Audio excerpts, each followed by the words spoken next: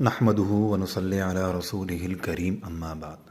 میرے دوستو، نبی صلی اللہ علیہ وسلم پر درود بھیجنے کی فضیلت میں اللہ جل شانہ ارشاد فرماتے ہیں، اعوذ باللہ من الشیطان الرجیم، بسم اللہ الرحمن الرحیم، ان اللہ وملائکتہ یصلون علی النبی یا ایہا الذین آمنوا صلوا علیہ وسلموا تسلیما، کہ بے شک اللہ جل شانہ اور اس کے فرشتے رحمت بھیجتے ہیں آپ صلی اللہ علیہ وسلم پر۔ اے ایمان والو، تم بھی آپ پر رحمت بھیجا کرو اور خوب سلام بھیجا کرو۔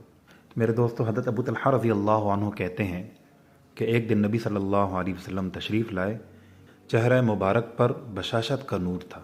ارشاد فرمایا کہ میرے پاس جبرائیل علیہ السلام آئے اور کہنے لگے، اے محمد، کیا آپ اس بات سے خوش نہیں ہیں کہ آپ کی امت میں سے جو شخص آپ پر ایک مرتبہ درود پڑھے، میں اس کے لیے 10 مرتبہ رحمت کی دعا کروں، اور جو شخص آپ کی امت میں سے ایک مرتبہ آپ پر سلام بھیجے، میں اس کے لیے 10 بار سلامتی کی دعا کروں۔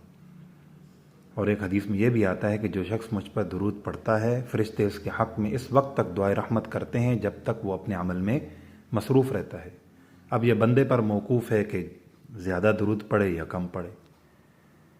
اور فرمایا کہ لوگوں میں سے مجھ سے زیادہ قریب وہ شخص ہے جو مجھ پر سب سے زیادہ درود پڑھتا ہے۔ اور حدیث پاک کا مفہوم ہے کہ آدمی کے بخیل ہونے کے لیے اتنا ہی کافی ہے کہ اس کے سامنے میرا ذکر ہو اور وہ درود نہ پڑھے۔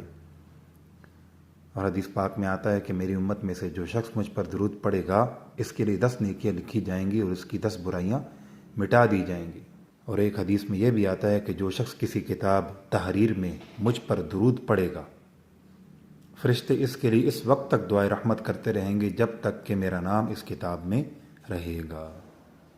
اور ایک جگہ ارشاد ہے کہ زمین میں کچھ گھومنے والے فرشتے ایسے ہیں جو مجھ تک میری امت کا سلام پہنچاتے رہتے ہیں۔ تو میرے دوستو بزرگوں، درود شریف تو کئی ہیں، بہت کثیر تعداد کے اندر ہیں۔ اب سب سے افضل درود شریف جو ہے وہ درود ابراہیمی ہے، جو نماز والا درود جسے ہم کہتے ہیں۔ اس کے علاوہ اور بھی کئی درود شریف ہیں، تو اس کا اہتمام ہم زیادہ سے زیادہ کریں۔ اس کے علاوہ مختصر درود شریف بھی ہیں، صلی اللہ علیہ وسلم، یہ بھی درود شریف ہیں۔ تو جتنا زیادہ سے زیادہ ہو سکے ہم اس کا اہتمام کریں۔ اللہ جل شانہ ہمیں اس پر عمل کرنے کی توفیق عطا فرمائے۔